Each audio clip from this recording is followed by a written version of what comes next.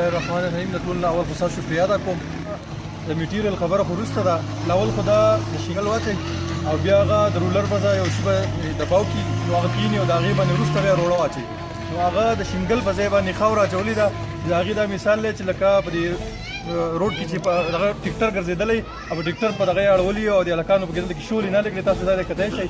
دا تاسو وګورئ چې لکه په دې کې چې ټیکټر ګرځېدلی د شینګل په وجه د هغو خاوره اچولې ده. په کار دا وه چې دوی شینګل اچولی وی او هغې ښکلې د هغې کورینګ یې کړی وی.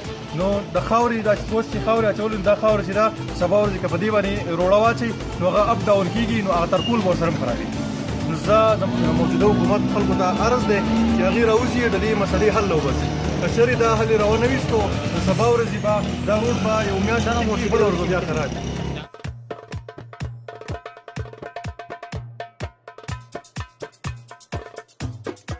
زرګان چې روډ دا څلور کاله زموږ د دې روډ د دې حکومت وشو، دا د تبدیلۍ ناره ده.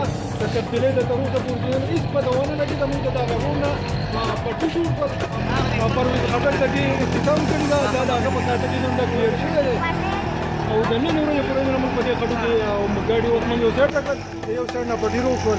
خلک به پکې ځانه پیدا کوي او نه ډیو راغلی او نه اکسن راغلی. د دې شي تپوس هم نه کړی او ټیکدار چې دا خو بیخي غیر ته خو شته نه.